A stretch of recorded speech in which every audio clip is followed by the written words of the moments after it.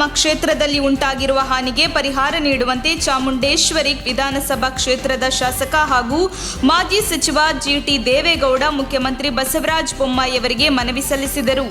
ಇಂದು ಬೆಳಗ್ಗೆ ಆರ್ಟಿ ನಗರದಲ್ಲಿರುವ ಮುಖ್ಯಮಂತ್ರಿಗಳ ನಿವಾಸಕ್ಕೆ ತೆರಳಿ ಬಸವರಾಜ ಬೊಮ್ಮಾಯಿಯವರನ್ನು ಭೇಟಿ ಮಾಡಿ ಇತ್ತೀಚೆಗೆ ಬಿದ್ದ ಮಳೆಯಿಂದ ಉಂಟಾಗಿರುವ ನಷ್ಟಕ್ಕೆ ಪರಿಹಾರ ನೀಡುವಂತೆ ಕೋರಿದರು. ಮನೆಯ ಹೊರಗೆ ಇಟ್ಟಿರೋ ಶೂಸ್ ಧರಿಸಲು ಹೋದ ವ್ಯಕ್ತಿಯೊಬ್ಬರು ಸ್ವಲ್ಪದರಲ್ಲೇ ಪ್ರಾಣಾಪಾಯದಿಂದ ಪಾರಾಗಿರುವ ಘಟನೆ ತುಮಕೂರು ನಗರ ಹೊರವಲಯದ ರಂಗಾಪುರದಲ್ಲಿ ನಡೆದಿದೆ. ಮನೆಯ ಮುಂದೆ ಬಿಟ್ಟಿದ್ದ ಶೂಸ್ ಒಳಗೆ ನಾಗರಹಾವು ಸೇರಿಕೊಂಡಿದೆ. ಬೆಳಿಗ್ಗೆ ಶೂಸ್ ಧರಿಸಲು ಹೋದಾಗ ಹಾವು ಬುಸ್ ಗುಟ್ಟಿದ್ದ ಶಬ್ದ ಕೇಳಿದ್ರಿಂದ ರಂಗನಾಥ್ ಅವರು ಬಚಾವಾಗಿದ್ದಾರೆ. ಕಾಂಗ್ರೆಸ್ ಪಕ್ಷಕ್ಕೆ ಹಿರಿಯ ನಟ ಮುಖ್ಯಮಂತ್ರಿ ಚಂದ್ರು ಇಂದು ರಾಜೀನಾಮೆ ನೀಡಿದ್ದಾರೆ. ಕೆಪಿಸಿಸಿ ಅಧ್ಯಕ್ಷ ಡಿಕೆ ಶಿವಕುಮಾರ್ಗೆ ಮುಖ್ಯಮಂತ್ರಿ ಚಂದ್ರು ಪ್ರಾಥಮಿಕ ಸದಸ್ಯತ್ವಕ್ಕೆ ರಾಜೀನಾಮೆ ಸಲ್ಲಿಸಿದ್ದಾರೆ. ರಾಜ್ಯಸಭೆ ಟಿಕೆಟ್ ನಿರೀಕ್ಷೆಯಲ್ಲಿದ್ದ ಮುಖ್ಯಮಂತ್ರಿ ಚಂದ್ರುಗೆ ಟಿಕೆಟ್ ನೀಡದ ಹಿನ್ನೆಲೆಯಲ್ಲಿ ಬೇಸರಗೊಂಡು ಕಾಂಗ್ರೆಸ್ ಪಕ್ಷಕ್ಕೆ ರಾಜೀನಾಮೆ ನೀಡಿದ್ದಾರೆ ಎನ್ನಲಾಗಿದೆ. ಸಿದ್ದರಾಮಯ್ಯನವರ ದ್ರಾವಿಡ ಆರ್ಯ ಚರ್ಚೆ ಸ್ವಾಗತಾರ್ಹ. ಆದಿವಾಸಿಗಳು, ಶೈವ ದ್ರಾವಿಡರು, ಬೌದ್ಧರು, ಜೈನರು ಭಾರತಾಂಬೆಯ ಮಕ್ಕಳು. ಆರ್ಯರು, ಮುಸ್ಲಿಮರು, ಕ್ರೈಸ್ತರು ಭಾರತೀಯರಲ್ಲ. ಇವರೆಲ್ಲರೂ ಭಾರತಾಂಬೆಯನ್ನ ಅಪವಿತ್ರಗೊಳಿಸಿದವರು. ಮನುವಾದಿ ಆರ್ಯರು ಭಾರತದ ಮೂಲದವರಲ್ಲ ಎಂದು ತಿಂತಿನಿ ಬ್ರಿಡ್ಜ್ ಕನಕಗುರು ಪೀಠದ ಸಿದ್ದರಾಮಾನಂದ ಶ್ರೀ ಹೇಳಿದ್ದಾರೆ. ಆರ್ಎಸ್ಎಸ್ ಮೂಲದ ಬಗ್ಗೆ ಸಿದ್ದು ಪ್ರಶ್ನೆ ವಿಚಾರವಾಗಿ ಪ್ರತಿಕ್ರಿಯಿಸಿರುವ ಅವರು, ಆರ್ಯರದು ಅನೈತಿಕ ಯುದ್ಧ ನೀತಿ. ಅವರಿಗೆ ಯುದ್ಧ ಮಾರ್ಗ ಮುಖ್ಯವಲ್ಲ, ಗೆಲುವಷ್ಟೇ ಮುಖ್ಯ. ವಂಚನೆ, ನಂಬಿಕೆ ದ್ರೋಹ, ಬೆನ್ನ ಹಿಂದೆ ದಾಳಿ ಇವುಗಳಿಂದಲೇ ಆರ್ಯರು ಗೆದ್ದವರು ಎಂದರು.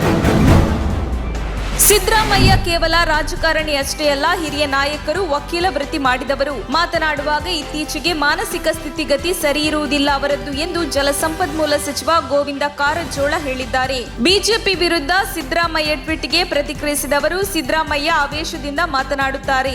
ಅವರು ಒಂದು ಸತ್ಯವನ್ನು ತಿಳಿದುಕೊಳ್ಳಬೇಕು. ಈ ದೇಶದಲ್ಲಿ ದೇಶಭಕ್ತಿ ಹೆಚ್ಚಿಸುವ ಕೆಲಸ ಆರ್ಎಸ್ಎಸ್ ಯುವ ಜನಾಂಗ ಮಾಡ್ತಿದೆ. ನಮ್ಮ ದೇಶದ ಸಂಸ್ಕೃತಿ ಉಳಿಸಲು ಬೆಳೆಸಲು ಕಾರ್ಯಕ್ರಮ ಹಾಕಿಕೊಂಡು ಮನೆ ಮಠ ಬಿಟ್ಟು ನಂತರ ಹಾಗೆ ಆರ್ಎಸ್ಎಸ್ ಕಾರ್ಯಾಲಯದಲ್ಲಿ ಉಳಿದು ದೇಶ ಸೇವೆ ಮಾಡ್ತಾರೆ.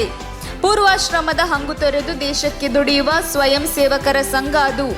ಅದರ ಬಗ್ಗೆ ಹಗುರವಾಗಿ ಮಾತನಾಡುವುದು ತರವಲ್ಲ ಅಂದರು. ಹಿಂದುತ್ವದ ಬಗ್ಗೆ ಸಾಕಷ್ಟು ಹೋರಾಟ ನಡೆಯುತ್ತಿರುವುದರ ನಡುವೆಯೇ ಇಂದು 150ಕ್ಕೂ ಅಧಿಕ ಪೊಲೀಸ್ ಭದ್ರತೆಯಲ್ಲಿ ದಲಿತ ಮಹಿಳೆಯರು ದೇವಾಲಯ ಪ್ರವೇಶ ಮಾಡಿರುವ ಘಟನೆ ಯಾದಗಿರಿ ಜಿಲ್ಲೆಯ ಸುರಪುರ ತಾಲೂಕಿನ ಅಂಬಳಿಹಾಳ ಗ್ರಾಮದಲ್ಲಿ ನಡೆದಿದ್ದು, ಹಿಂದೂ ಧರ್ಮದೊಳಗಿನ ಅಸ್ಪೃಶ್ಯತೆಯ ತೀವ್ರತೆಯನ್ನು ಬಯಲಿಗೆಳೆದಂತೆ ಕಂಡುಬಂದಿದೆ.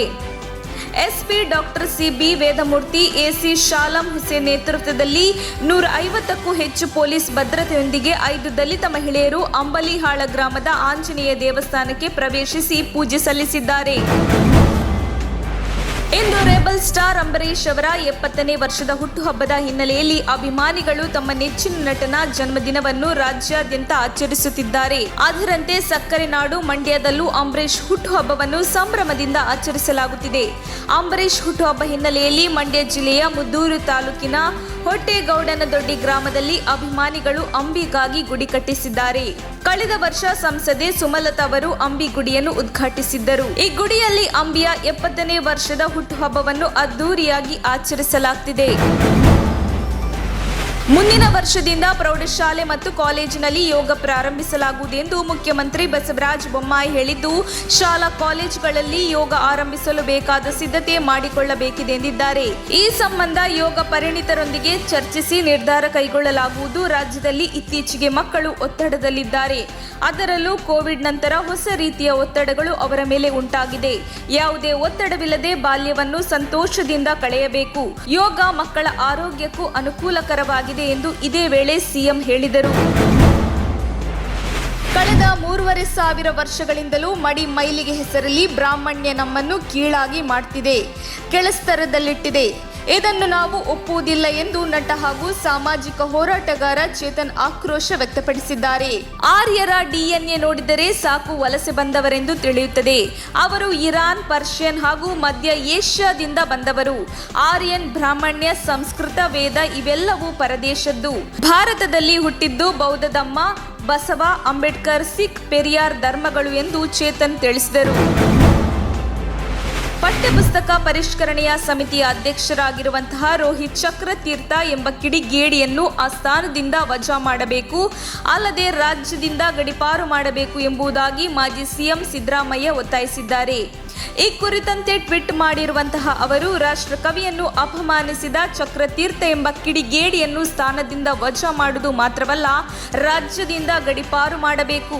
ಕನ್ನಡ ನಾಡು, ನುಡಿ ಮತ್ತು ಸಾಹಿತಿಗಳನ್ನು ಅವಮಾನಿಸುವವರಿಗೆ ಇದು ಪಾಠವಾಗಬೇಕು.